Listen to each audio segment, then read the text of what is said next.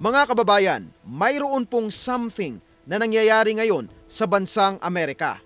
At narito po ang ilang mga ebidensya kung saan nakakatakot tignan ang mga tao sa video dahil tila ba sila ay nagiging parang isang zombie. Kalat at usap-usapan na po sa napakaraming international news outlets ang patungkol rito. Nag-viral din po ito sa napakaraming social media platform. Ang malaking katanungan ngayon, dapat nga ba natin itong ipangamba? Magkakaroon na nga ba ng zombie apocalypse? At ano nga ba ang pinaka-main reason o dahilan kung bakit nagiging parang mga zombie ang mga taong ito? May tsansa kaya na ito ay makarating sa Pilipinas? Well, gusto mong malaman ang buong kwento? Tara, pag-usapan natin yan. Nitong mga nakaraang araw mga kababayan ay nag-viral po ang ating video patungkol sa zombie fungus kung saan makikita nga natin doon ang posibilidad na mangyayari ang zombie apocalypse dahil sa existence ng mga zombie fungi na ito.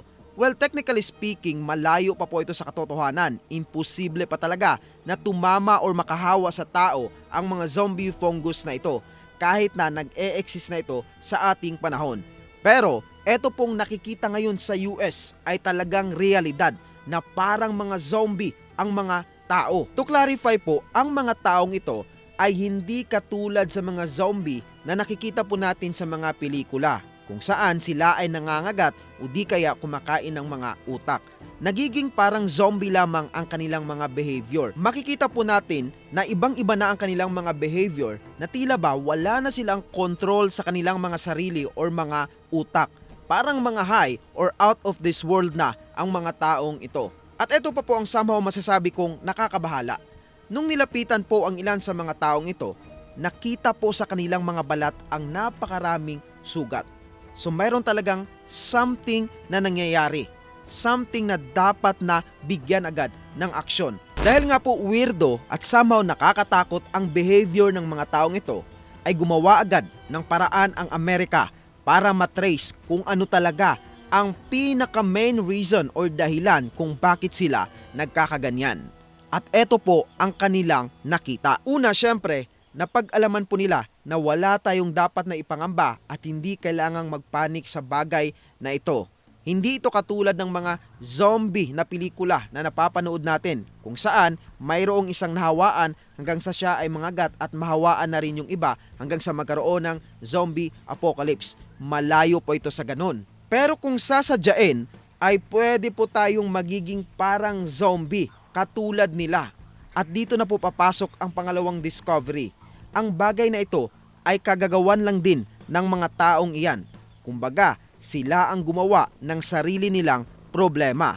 At eto po ang kanilang ginawa. Napag-alaman na ang mga taong ito ay gumagamit raw ng pinagbabawal na gamot na tinatawag na ngayon na zombie drugs. At narito po ang pangalan ng gamot na ito.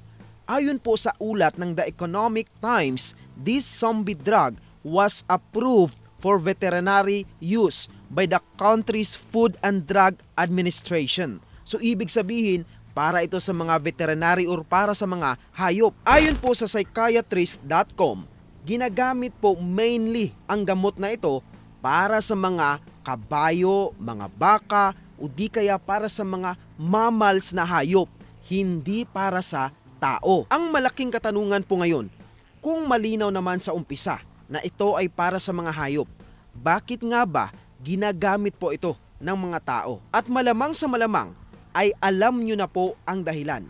Ito raw ay nagbibigay sa kanila ng kakaibang kasiyahan. Pero kahit na ganun, kahit na mayroong nakakatakot na side effects ang bagay na ito, patuloy pa rin na gumagamit ang napakaraming tao. At ito po ang ilan sa mga nakakatakot na side effects kapag na-overdose ka sa paggamit ng naturang droga. Ayon po sa psychiatrist.com ulit, ang ilang mga obvious na side effects po nito ay una, respiratory depression, kung saan magkakaroon ka na ng problema sa iyong paghinga. Pangalawa, skin ulcer, na tila ba magmimistulang bulok ang iyong buhay na katawan. Makikita po doon ang napakaraming sugat na magsisimula sa parte ng iyong katawan kung saan mo itinurok ang injection na naglalaman ng naturang pinagbabawal na gamot. At ayon naman po sa newsweek.com, ang bagay na ito ay magdudulot ng matinding pagkahilo, amnesia, pagbaba ng heart rate at pagbaba ng blood pressure at higit sa lahat ay ang hirap sa paghinga. Pero kahit na ganun, napatunayan po na dumadami ang gumagamit at nag-a-abuse ng drogang ito.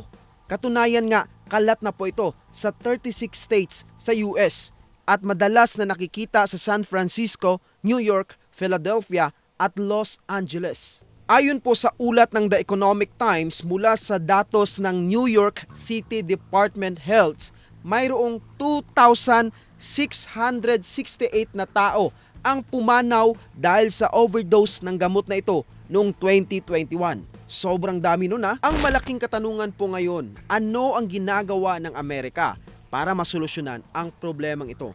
At paano ba nagsimula ang paggamit sa pinagbabawal na gamot na ito? Napag-alaman po sa pag-aaral na noong 2006 pa raw nagsimula ang pag-abuso sa paggamit ng gamot na ito.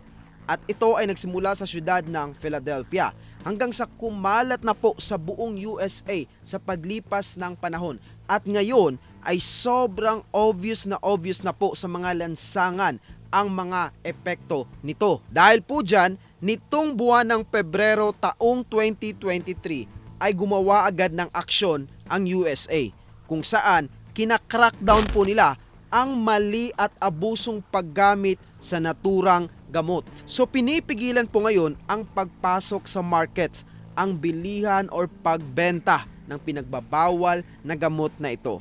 Nakakapasok pa rin ang iilan kapag tama ang papel, tama ang purpose at ginagamit sa tama. Dahil tulad nga po ng sinasabi ko kanina, ito talaga ay ginagamit para sa mga hayop. Pinapainom ito or ine-inject para kumalma ang mga hayop na medyo nagiging agresibo tulad ng mga kabayo. Mayroon pong na-interview na isang user ng gamot na ito ang Sky News at nakakatakot po ang kanyang revelasyon. Sinasabi niya at aminado siya na ang paggamit ng drogang ito ay isang malaking factor nga para magiging tila ba isang zombie ang ordinaryong tao.